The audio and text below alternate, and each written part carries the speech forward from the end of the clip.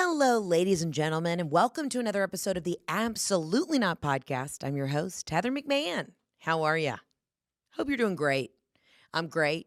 I'm menstruating, so, got a little extra pep in my step. What's been going on? Feels good to be back in the home studio. I love just being here, being with you, just one-on-one. We had some great guests these past couple weeks. Cody and Andrew came in for a bonus episode, had a blast chatting with them about orgies on Fire Island, and then had an incredible conversation with Saoirse Monica Jackson, who, Dairy Girls from the Decameron, just one of my favorite actresses. So it was incredible to get to hang out with her and interview her. So dreams do come true. So anyways, but we're back. We're back to our regularly scheduled program. And with that regularly scheduled program, it is also time to get in the zone. What do you mean by that, Heather? Well, I'm going to tell you this right now. School's going back for us kids in the South. I would say too soon. The kids are already going back to school down here, even though it's the seventh layer of hell. It's too hot to be on a playground right now. So I don't know what the fuck these elementaries are doing, having first graders show up on August 5th for the first day of school, but whatever. I digress. Anyways, long story short, we're locking a lot of things up. It's back to show mode. I'm back to work. Like we are dialed in. But with that, I was going through my closet the other day. I was trying on some clothes. I had an event in LA last week that I had to get ready for, and I had a harsh slap back into reality. Nothing was zipping. Nothing was fitting. Breasts were engorged. Now, was I PMSing? Sure. But every woman knows there's that fine line. There's a difference between water bloat, and I've just been wolfing down chicken tenders at the country club swimming pool all summer. And I got to lock it up. So I said, all right, just to see how much of this is water weight, let me just get on the scale. Also, very triggering. Got on the scale, wasn't great. So now I know I'm shooting a movie in September, which I can't tell you about, but when I can tell you about, I'll tell you about it. Shooting a movie in September. I've got this big show that we're doing at the University of Mississippi to kick off football season. So I got to get back in show mode, right? Like summer's over. The fun was had. Lock it the fuck up. I ordered a weighted vest to wear on my walks. I ordered this, I went nuts. I also was on a gummy the other night and just started buying shit on Amazon for my health and wellness journey that I'm going to stick to. I am so sore right now. I was doing kettlebell swings. I got my steps in. Like, I'm not being hard on myself.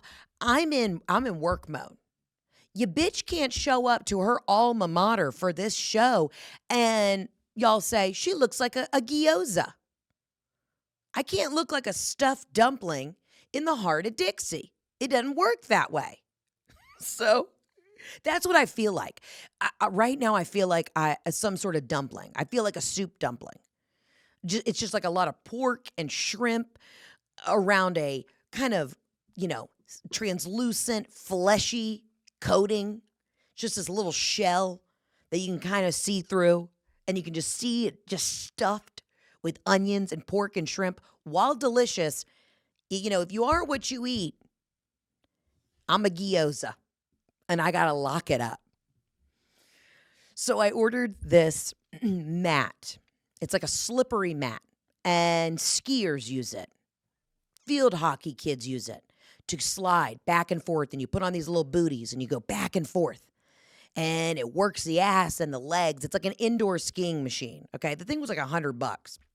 I ordered that. So I've got that, the weighted vest that I'm going to wear on my walks. I made the mistake of doing like a 3 p.m. walk yesterday. Horrible idea. I had my water bottle next to my mailbox. So every time I did a drive-by of the house, I could stop, get hydrated. It was too fucking hot. Just plain and simple too hot. So now I've got to get in the workout zone where I'm doing it, after the sun goes down, before the sun comes up. Who is she? I don't know. But all of this stemmed from an emotional roller coaster at work last week where some yeses that I thought were going to be absolute definites were a hard no, and I didn't see it coming. And let me tell you right now, I'll tell you this. Sometimes rejection is protection. And I don't mean to get too philosophical on you, but I've been cruising doing the damn thing for a minute. And yes, I've heard some no's this year. The show didn't get picked up. There was other shit happening. It's been a little bit of a tough. Q2 was a little tough. It was a little tough. Or Q1? Q1 was a little tough.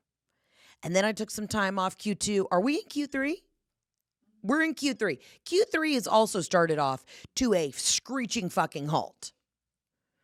So I was in my feels about hearing some no's that I absolutely did not see coming or expect. But you know what they say? When God closes one door, he opens a window for you to jump out. When God closes a door, he opens a window for you to absolutely jump out of and kill yourself. No, I'm kidding.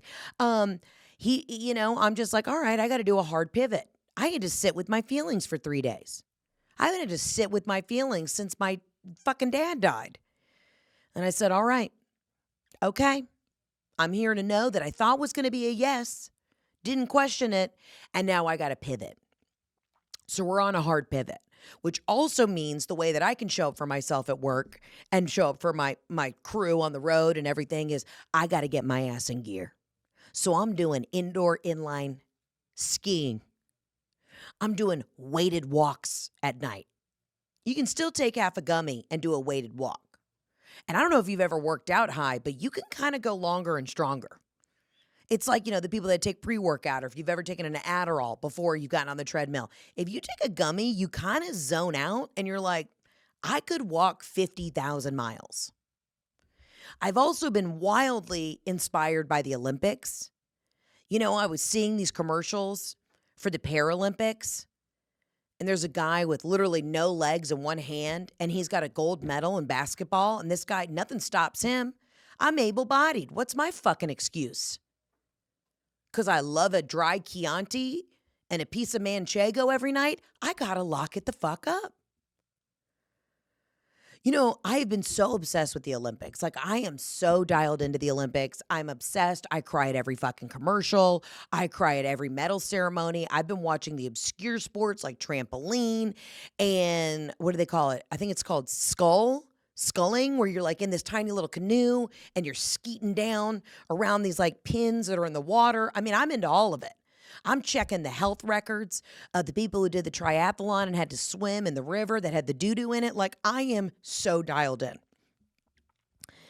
And I just think about these Olympic athletes. They train, right? And I guess in comedy, I train, I do shows, I tour, I write, I do all that. But I'm not keeping the physical body as sharp as it needs to be. I've been relying too much on the mind, and I got to get the lungs and the cardio back up. So while it is hotter than fucking hell out, this is not the time to start training. We're locked in. We're in it. I was doing kettlebell swings yesterday like I was going to the fucking games. Couple sports I think I would thrive at. Rugby. Now, I don't want to take anything away from Miss Marr because she is clearly the queen of rugby, and I'd love to get her on this podcast if I could. But I'll tell you what, I think I crush rugby.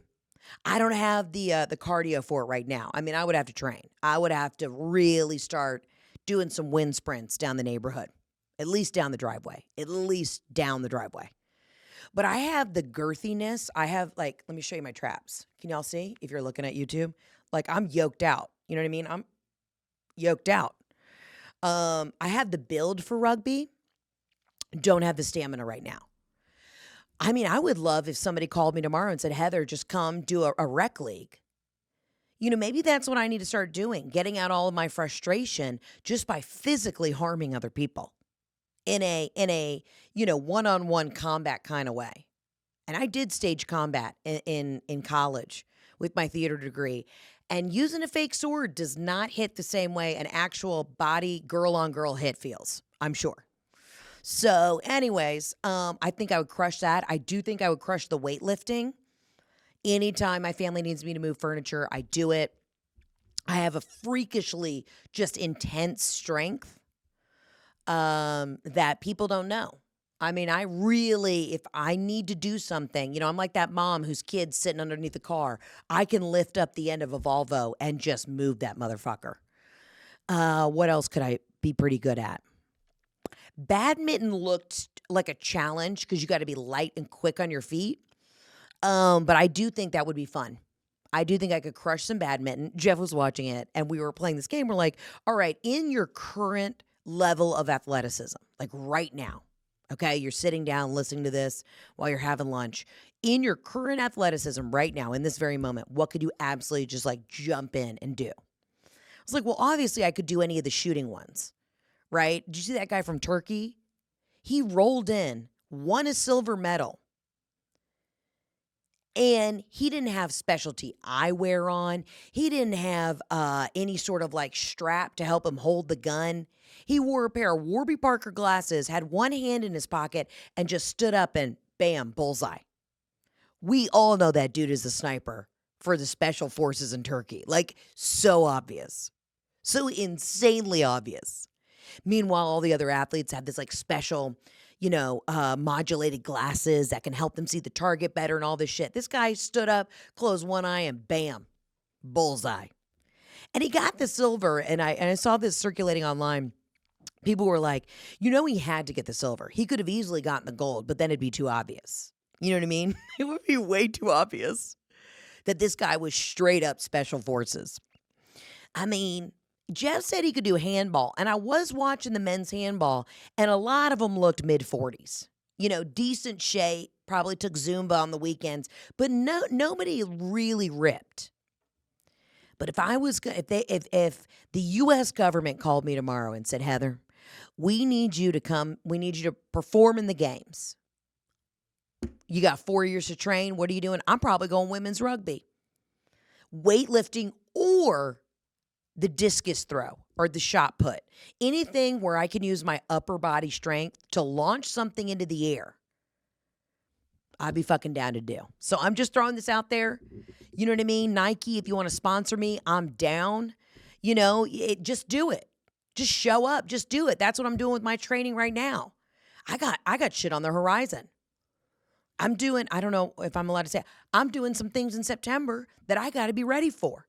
I had my fun in June. I tinkered around in July. Wrap it the fuck up. It's go time, baby. Will I absolutely probably get injured with all the equipment that I have just on a whim bought for my health and wellness? You bet your ass. Give it 3 days and I'll be back in the hospital because I've pulled a fucking inner quad muscle on this indoor ski machine that I've ordered like an asshole. But whatever, I'm going for it. But I'm watching the Olympics too. I know there's so much just insanity and divisiveness right now in our political climate in the States. Y'all know where I land. You know where I lie. I'm not fucking around. But can you imagine being an Olympic athlete right now? You've trained your whole life. You go to the games. You represent the country. You're posting on Instagram the photo of you and your gold medal for, rhythmic gymnastics. And then you have a comment from like your Aunt Linda that's just like, "Make America great again. Proud of you, Charlotte." And you're just like, I'm gonna kill myself. Imagine being in that Olympic bubble of just competition and just pure joy and sportsmanship and all of these great positive and also, you're under a pressure cooker because you've worked your whole life for this one thing. And then as soon as you touch back on American soil, you get on the Facebooks and it's just people in your mama's HOA just screaming about Trump or screaming about Kamala, just either ends of it. And you're like, everyone is fighting. Everyone's an asshole. Fucking kill me. If I was Simone Biles right now, I'd be like, I'm not going back till after the election. Y'all fucking figure this shit out. I did my job. I'm not coming back to read random messages on Facebook about Trump. I'm not doing it. I'm not doing it. Can you imagine? And I don't know why the Olympics aren't an election year, but it ain't great. I would be fucking pissed. I mean, I saw so much interesting stuff at the Olympics, though. Just, the sportsmanship, the way people are banding together. And you would think, you'd think that this would bring America together. We're all rooting for these athletes who've put everything on the line. And it doesn't matter. Simone Biles is going to get back on her day off. She just got a deep tissue massage. Probably went and cleaned off her medals. She's pumping gas at a Buc-ee's somewhere in Texas, and somebody pulls over and she's like, "Make America great again, Simone." And she's like, "Kill me." Just absolutely, what was this for? You know, dude, you know. I mean, the shit that I see online too, it's just, I'm exhausted. But you know what? You know what? We're going to turn this positive. We're going to turn a negative situation. We're going to make it positive. We got shit to do. We're getting in the zone. We're staying in our lane. We got to find some yeses. We've heard too many no's recently, and we got to find some yeses. We've got to. You know, that's all we have left to live for. Find that yes. When I worked for Soul Cycle back in the day, that was one big thing when they would have their training, their HR department come in and train us. That's one thing I learned. Their motto was find the yes. And that's kind of the way I've always lived my life. Like, all right, let's find the yes. This may be a no, but we're going to find a yes elsewhere because we're going to make this fucking happen.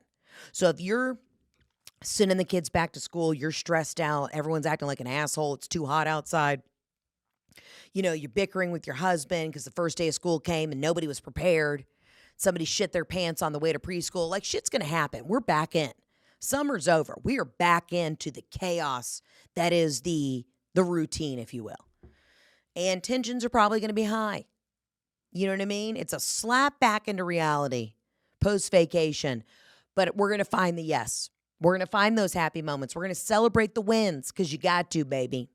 And when you hear a no, just know, again, when God closes one door, he opens a window for you to jump out of. So get excited for that level of motivation I just sent you. All right, what the fuck am I talking about? Who knows? Who fucking knows? Lot to catch up on though. I was in LA. I was shooting this thing for Hello Sunshine, Reese Witherspoon's company. I love them. They have just the best fucking production team over there. So that was exciting. Oh, let's talk about this show. I'm doing it at Ole Miss. Listen, if you are going to the game, come to the show. I am performing at the Ford Center, which is the iconic theater on Ole Miss campus. I'm doing this in collaboration with the university to launch football season, school's back in session. I'm so excited. The show's going to be a mixture of like, obviously stand up. We're doing a full like behind the scenes tell all of what it was like for me to be in a sorority, all the Sigma Chi's I gave hand jobs to when I was in college. It's going to be a walk down memory lane. The show's for everybody. It's definitely an adult show. So please, if there's any alumni listening, do not bring your children. Remember, this is a comedy show, but get your tickets through the university. I'll add a link somewhere on Instagram. I didn't do a huge post about it because, you know, it's a smaller theater, but we have tickets left. So get your tickets. It's going to be so much fun. And I'm doing that the weekend of the Furman game. So I think it's the Thursday night before the game on Saturday. So come in town. It's Labor Day weekend. If you're in Memphis, come down. If you're, in Jackson, Tennessee, come down. If you're down in Jackson, Mississippi, come up. It's going to be a fucking blast. It's not like anything I've ever done before. It's none of the material from the tour. It's all new shit. So come and see me. It's going to be so much fun. All right. What else is going on? Yeah, it was a tough week last week. It was tough. And I feel very blessed. I was getting to do a really cool job, but I was just hearing some no's on some other things that I didn't see coming. And so I'm having to do a real hard mental and physical pivot. And I was feeling guilty. I'm like, is this because I took a little time off? I actually took, a month off from killing myself on the road just to reset my mental health. And that's a fucked up feeling that you think I'm still not doing enough, even though I'm doing a ton, it still doesn't feel like I'm doing enough. And that's insane. Like if this is the constant hamster wheel I'm going to be on, what is this? What is this for? But then talked to an old buddy and they just said, hey, take a step back. Look at all the accomplishments you've done. This is just a bump in the road. Like get back up, keep fucking going and make it work. Make it work, bitch.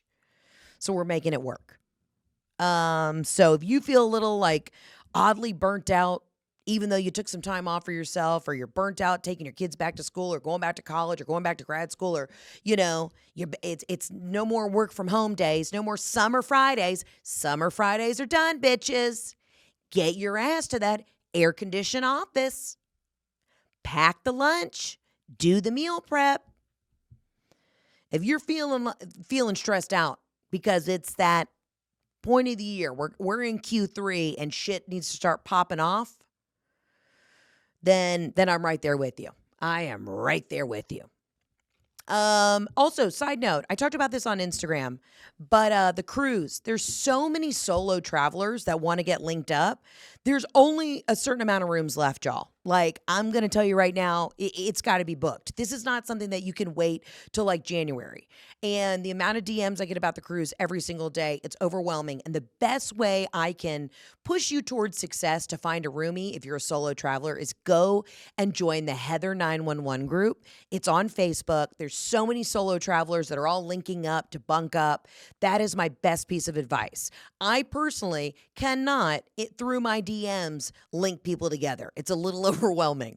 My job has to be to work on the material, to get the party so fucking dialed in and turned up that when you step onto the Lido deck, your tits pop off because it's going to be that out of control. We are working tirelessly to get amazing performers, to have everything curated. Like, it's going to be so much fucking fun. And that was the other thing. Hearing a hard no this week made me realize like what we have to look forward to. And I'm like, we got the fucking cruise, doggy. It is going to be so much fun. If you're still on the fence, this is all I'm saying is lock up the few rooms that we have left now. I don't want you it to come to like March and you finally got your ducks in a row. Just book it. Just book it. You can figure the shit out later. Just do it. Just fucking do it. You know what I mean? Get the weighted vests. Start doing the night walks while you're high as a kite with me. Just start doing it. Because the only way I started my career was by just fucking doing it. So if you're scared to take the leap, I mean, I don't like that analogy because I don't want anybody jumping off the boat. But if you're scared to take the leap, just book it and you'll figure out the rest of it. That's how I always do it. I just book a flight and then I figure it out. But that's the best way. So just to answer an overall question that I get asked daily, go join the Heather 911 group. I mean, the cruise is going to be fun. We're about to lock in another, hopefully, I mean, I don't want to jinx anything because I always say shit before it happens. But I think we're about to lock in another crazy, exciting performer that I think it's going to be awesome. We're just going to have a blast. Like, it's literally going to be 4 days of absolute, pure, unbridled joy. And that's all I care about. So get excited. And then I'm going to have to take my ass either to the Turks and Caicos or, some small island and just absolutely turn my phone off for 4 days. Like, that's also why I'm training. It's not just to fit in my jeans. I need the cardio stamina to be able to walk around 65 levels of a cruise ship and say hi to everybody. Like, I got to get ready to party. And to survive a cruise, you also need to get your tolerance back up. So that's a thing too. It's a little bit of a double-edged sword. I'm training hard, but come Christmas, I'm probably going to have to start drinking pretty heavy too. And that is... yeah, that's just the life I live. So that's where I'm at. All right, I'm about to get back into the voicemails. I want to hear what you guys have been up to. But I really love chatting with you. This is my favorite part of the week. I love doing these solo episodes. I mean, listen, interviewing people is nice, but just talking about my own absolute self-indulgent bullshit into a microphone for an hour with no one stopping me or telling me that I'm an absolute asshole is quite refreshing. All right. These are like intrusive thoughts. This entire 5 years of this podcast have been just insane, intrusive thoughts that probably should have stayed locked into the soul. I was doing a press interview this morning and this gal, Elizabeth, shout out to Elizabeth from Yahoo Canada, who interviewed me in one of my first interviews ever. She had a really sweet moment. She's like, Heather, I remember when I first interviewed you, you had just moved to your apartment in New York. You had just put the entire debacle on Instagram about how you couldn't fit your couches in the elevator to get them up. And you had to hire that guy who was on crystal meth who came and saw, literally, the man sawed off the arms of my couches, carried it up 8 flights of stairs, and then drilled them back on. And that's how I got my couches in my apartment. She's like, and I remember you had just moved to New York, and that was the first interview I ever did with you. And I was like, wow, what a nostalgic, what a memory. what a nostalgic moment, but also very full circle. I said, Elizabeth, I remember that interview because it was so well thought out, and it was such an exciting time because we didn't know what we didn't know, right? The world was my oyster. I hadn't been told no yet, but I hadn't been told yes. It was like, just go for it. And I had that interview right before I came in here to do the podcast today, and we were just kind of going down memory lane. She's like, I've been following everything. I'm so excited for the cruise. Like, there's so much exciting stuff going on. And I think that was God's little wink and nudge to be like, get back to the roots of what you were originally doing that brought you so much joy before we all put this pressure on ourselves to be as good as the next person, or you're only as good as your last shit. Like, get back to the root of what we're doing. And that's where we're going to find success and joy and happiness. Get back to the roots. Don't try and be somebody I'm not. You know who I am? I'm Robin and Kyle's daughter who lives at, I almost said my address, but who just figures it the fuck out. And that's what I got to get back to. All right. Speaking of getting back to it, let's get to the voicemails. 800-213-7503 is the number you can call to talk to me on the voicemails. Remember, when you're calling in for the voicemails, please keep it concise. And if you've been drinking a lot and want to incriminate yourself, please don't. I don't want to know where your husband's buried, and I definitely don't want to know that you hate your kids. All right, let's get to it. Here we go. Heather, I have an absolutely not. This is Erica from Cincinnati. My absolutely not is that my family, mainly my mother, will not create a new family group chat without my dead grandmother's number in it.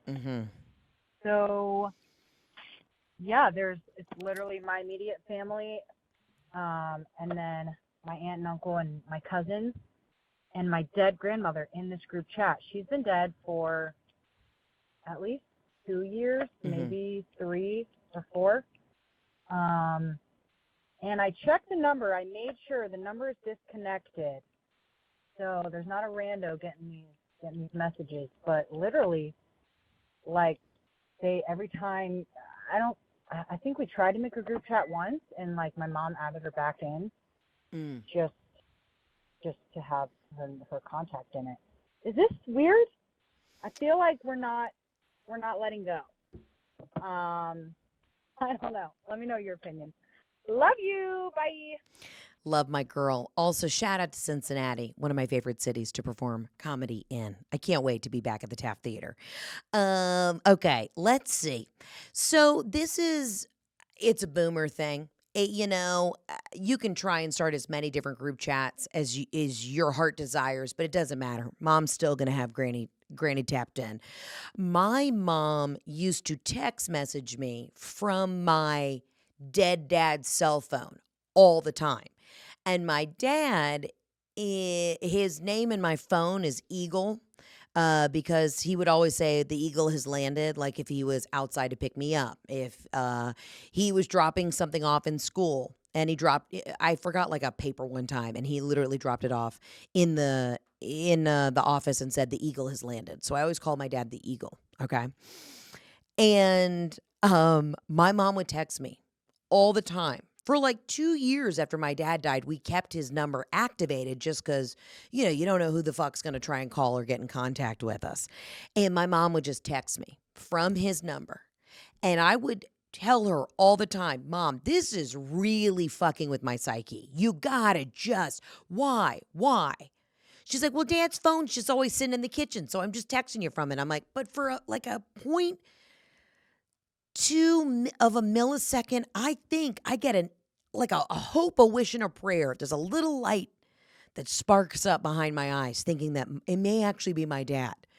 And she was like, oh, Heather, get over it. Oh, come on. It's easy. It's easy. And I finally had to sit her down. I'm like, today's the day that I'm going to go to AT&T and turn this number off because you can't keep fucking doing this to me. Now, the only way you're going to get your mom to go into the new group chat is you have to go into her phone and delete the chat. She's just clicking on the main chat.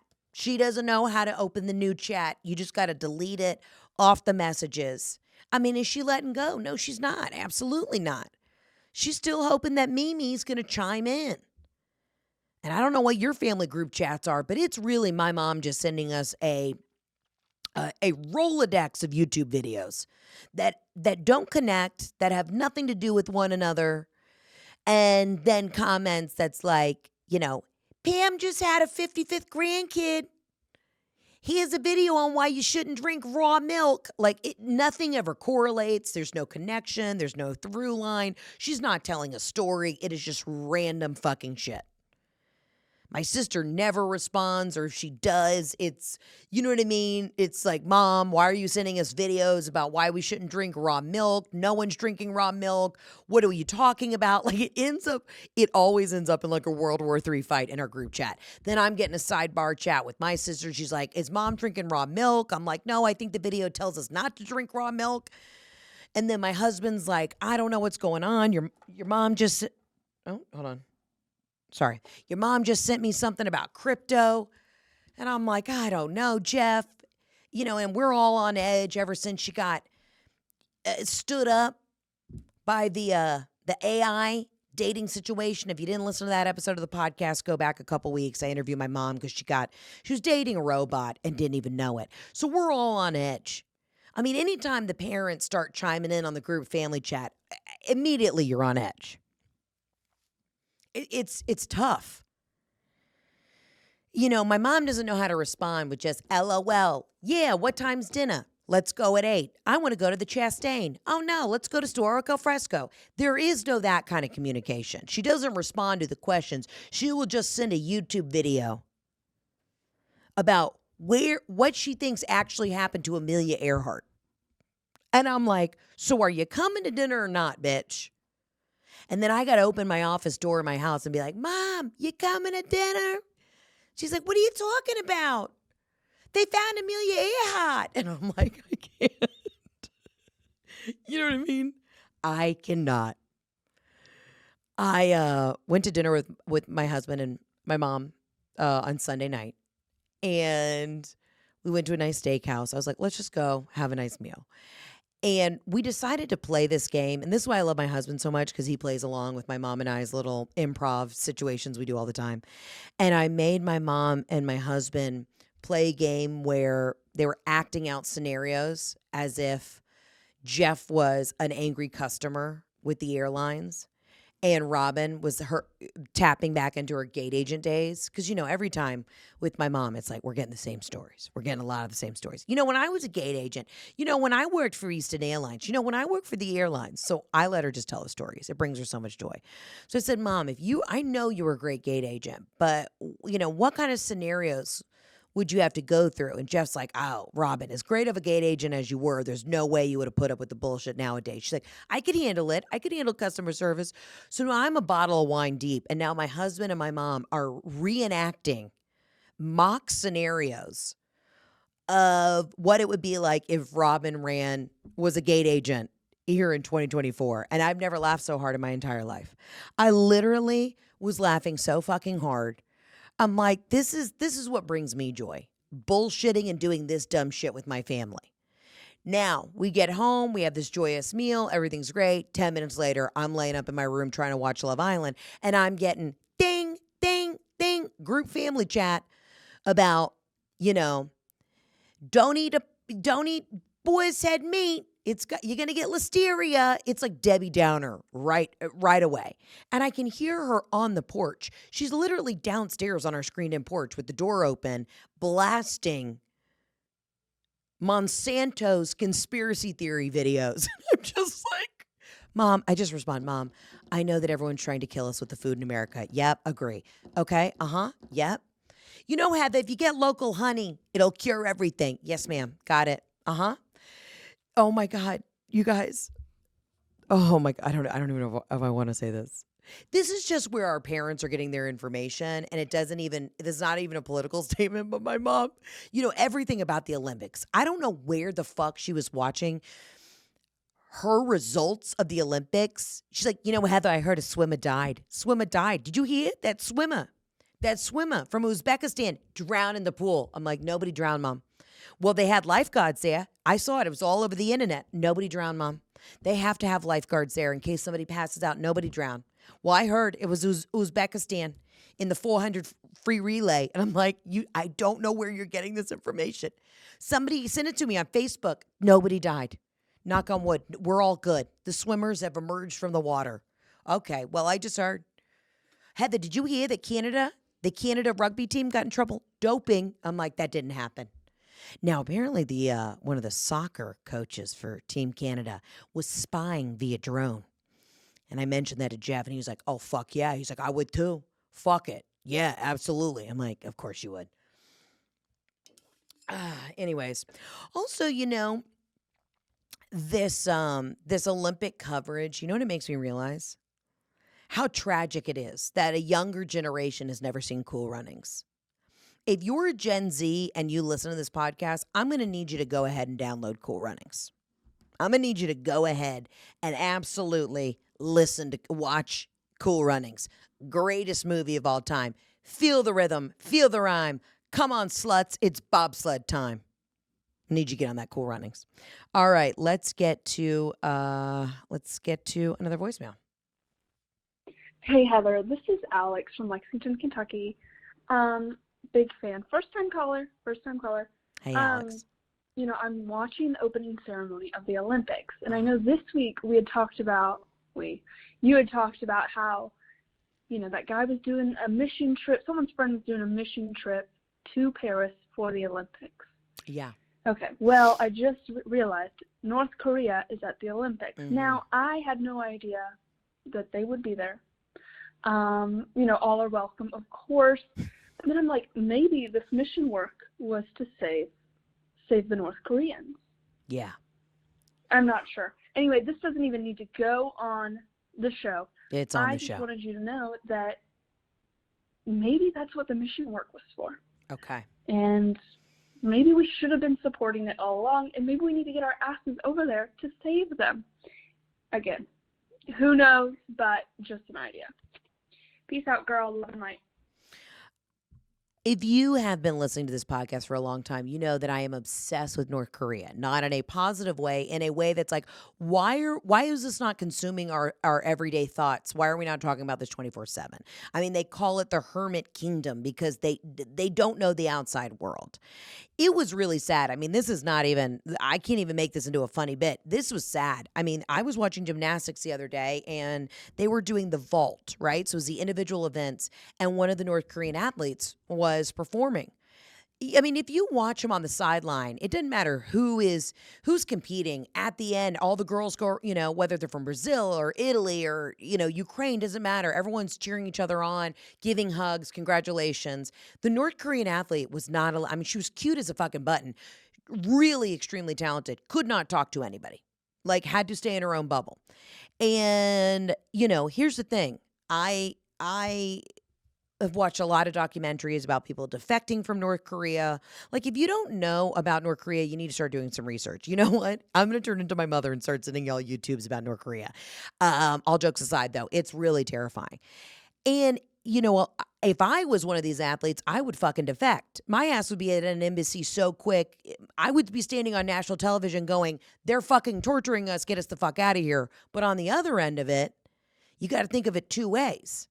They're also coming back a hero, right? They've had a national, an international platform, and also the whole family's going to be tortured and sent to some sort of slave camp, some labor camp if they don't return. So you're fucked either way.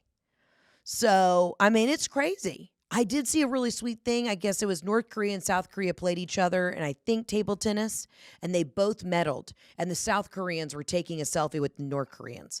And you got to think, are these athletes even able to go to the dining hall and try a chocolate croissant for the first time? I don't know. Please, for the love of God, if somebody finds any sort of documentary or YouTube clip about following North Korean athletes at the Olympics, I would love to fucking watch it. I mean, listen, we used to always watch women's gymnastics back in the day when China was a dominant sport. And if you saw a girl fall off the uneven bars, you're like, that's it. The whole family's in trouble. We used to live with that level of fear for these athletes, but North Korea is a whole nother fucking level. And if you don't know what you don't know, that was the thing too. Watching the Olympics, you see some of these athletes that are coming from such, horrible war-torn countries, and you're like, we're living okay. We're doing okay. Yes, is the political system flipped upside down? Is everyone acting like an absolute fucking turd bucket? Yes, but we've got our freedoms.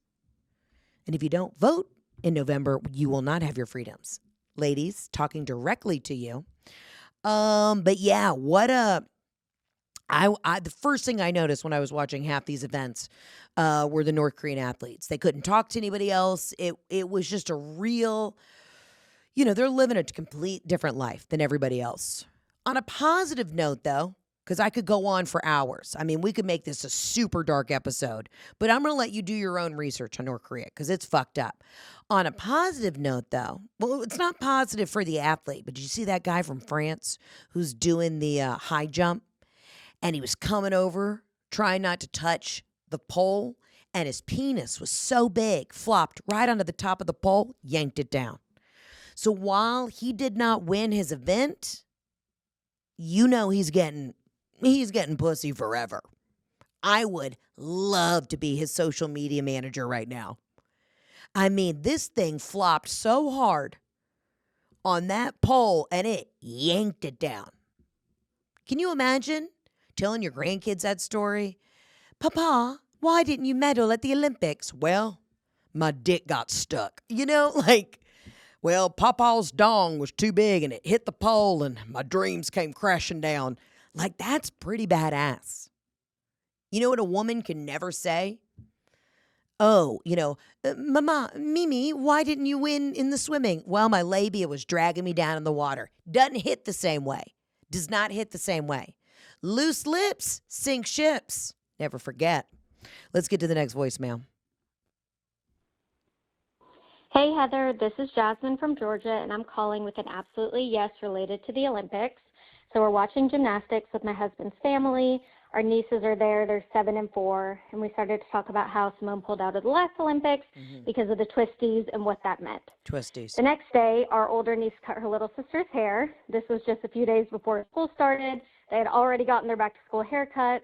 And when she got caught, her excuse was that she had the twisties. She said her brain was stronger than her body, exactly how we'd explained it the night before.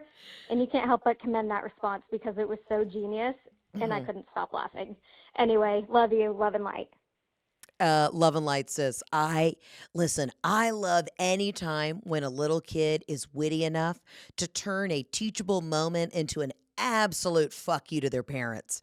If you haven't seen the Simone Biles documentary on Netflix, you should watch it. It's really interesting. I've always had such a respect for her as an athlete, but I have a really newfound respect and perspective on what exactly happened at the Olympic Games. Because we didn't really know, I saw interviews with her, but this is a great explanation of what was happening, and not to put words in her mouth, but she basically said, she knew going into the last Olympics, things didn't feel right.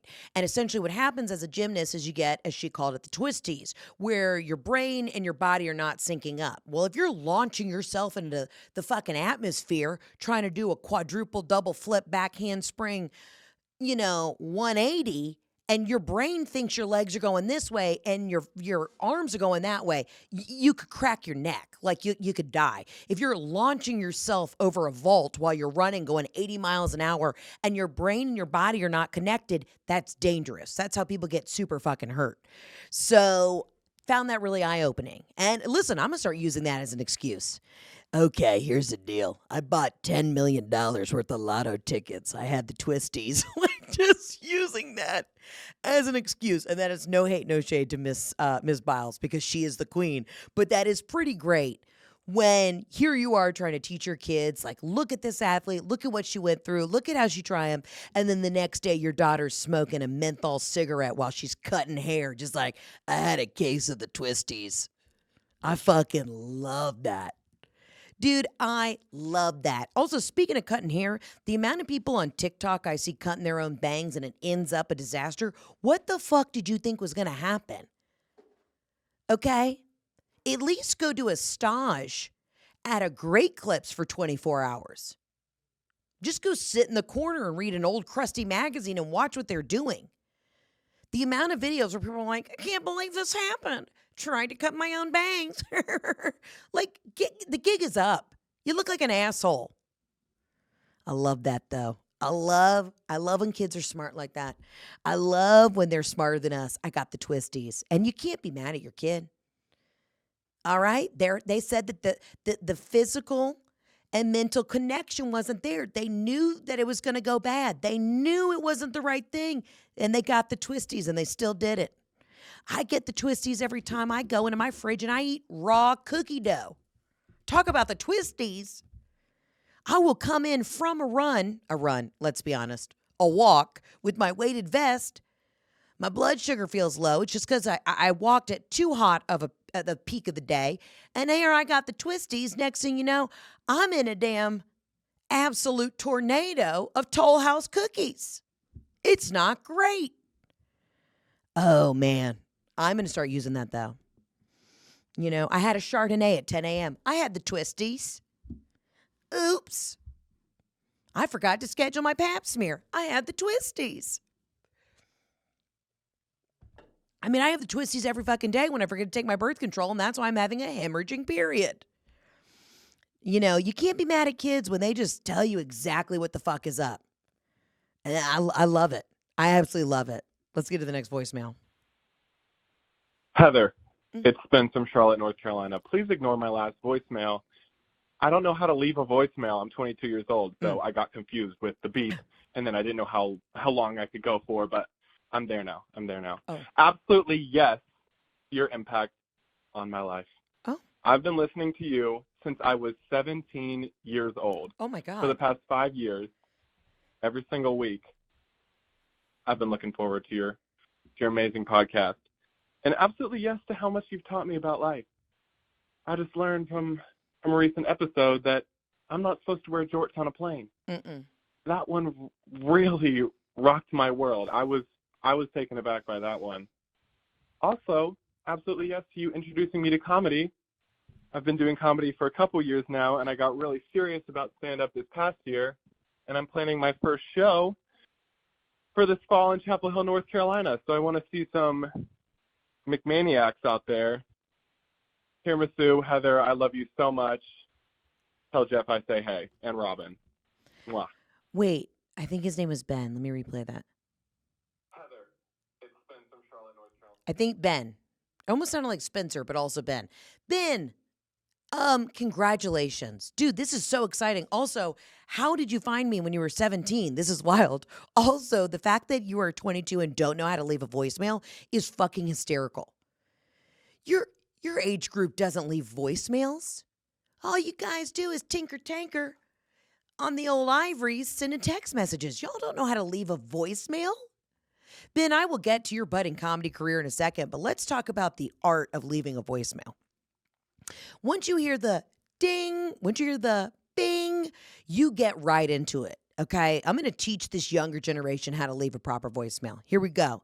So it's leave a message after the beep, bing, and then you immediately announce who you are. It's Ben. Heather McMahan, it's Ben, budding comedian coming out of the Chapel Hill area. Wanted to invite you to my show. You know, and I love it when people do a character voice. Even if that's not your usual dialect, I will listen to a voicemail if you're leaning in and doing a character. So you say hi to the person, announce who you are, and get right to the meat. And this is an invitation inviting you to my stand-up comedy show in Chapel Hill this fall. The dates are such and such. Anyways, hope you're having a great day. And then you leave with a nice positive salutation. Or to keep them on their toes, you can be like, go fuck yourself. I really do think it would be beneficial if I went back to maybe high schools and I kind of, I could bridge the gap between the millennial and the Gen Z, Gen A, Gen Y, just all the generations.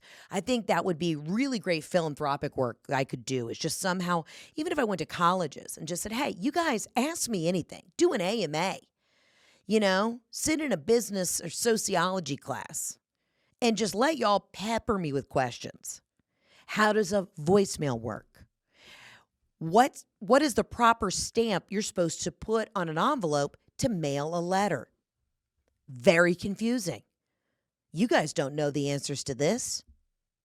What are other things you don't know answers to? How do you boil chicken to shred it in order to have the perfect texture and consistency to make chicken salad? I got the answers. Ben, I love that you've been listening. And, has this show always been appropriate for your gentle ears? Absolutely not. But absolutely yes to you dialing in to an older lady. And I'm so fucking amped and pumped for your comedy career. Stick with it.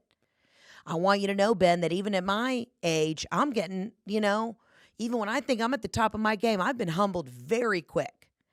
So when you hear a no, just remember, go find your yes.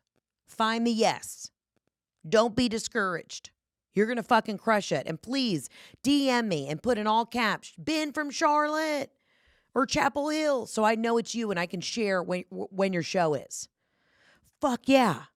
But you know what you said in that voicemail? You said, I took a year and I got serious. And that's what I'm doing right now. I'm dialed in. I'm getting serious. I'm doing my weighted vest night walks. I'm getting in shape. I'm shredding for the wedding. It's not a wedding. I'm shredding for the comedy cruise. I'm getting my shit together. Because I got to reassess. I got to go back to the drawing board. I got to be a little inventive, and I got to get my shit together. I do think I would be very great at going to different colleges, high schools, and just being like, let me explain this shit to you. And I won't do it in a condescending way, a mansplaining way, the way your parents would. Like, you can ask me anything, and we're not going to get embarrassed. I mean, when I moved to LA for the first time, I remember I called my mom and I said, Mom, I don't know if this chicken is bad. It was like raw chicken. She said, Heather, if you think it's bad, it's absolutely fucking bad. And she does not let me live that down. Does not matter. My sister, to this day, rattles me about the fact that I told her I was taking I was taking sociology. I don't know why she's still up my ass about this. She's like, you're taking applied sciences. I'm like, it's the same shit, bitch. So my entire life, I've been afraid to ask the questions in fear that somebody's going to say, she doesn't know. But in the back of my mind, I know. So if there's any young kids, actually, I don't want to say young kids. If you're of age and you have a question for your Aunt Heather, you want to know what kind of stamps to buy, how to make chicken salad, any Emily Post rules of etiquette, call me up. Next episode, I will answer those questions that you're too afraid to ask. That is what I am here for. I love that I've inspired you to do comedy because you know what? I needed to hear that because right now I feel like I'm stagnant. I feel like I have stalled out. I don't know what the fuck's going on. I'm hearing too many no's, and we got to find a fucking yes. And we found a yes. We've almost sold out this fucking cruise. We're doing a show at Ole Miss. Like, there's all these positive things happening. But when I'm sitting at home watching Love Island, checking emails from my fucking agents going, why didn't we book it? I got to find that yes. And the only way we're going to find the yes is putting one foot in front of a fucking other. And then you're going to crush your comedy shows. You're going to put your head down. You're going to do your night walks safely, of course, in a well-lit area, preferably a gated community or on, I don't even want to say college campus. Those aren't safe anymore. You know what I'm saying? We're going to get in the zone, the fucking auto zone. And yeah, we all may have the twisties, but we're going to figure it the fuck out. So get your weighted vest. Get a glass of wine, put the cookie dough down, and it's fucking go time. There you go. All right, I've yelled at y'all too much today. I've yelled at myself. I've sweat through this t-shirt. I love you. See, we always figure it out. Even when we start off the episode unsure, we always figure it the fuck out. Want to give a big shout out to all the Olympic athletes. Shout out to Maria Fossey, my girl. Go Team Mexico. She's playing in the women's golf tournament this week. The biggest shout out to her. I will be watching her. I got goosebumps. Do you see, Maria? I just got goosebumps thinking about you playing in the Olympics. I love you. I mean it. Thank you guys for always tuning in. And again, maybe next episode, call in this week. Any voicemails you've ever wanted, just a life question that you don't have the answer to, let me answer it. 800-213-7503. I'll see you next week on the Absolutely Not Podcast. Ciao, Bella. Arrivederci. Bye.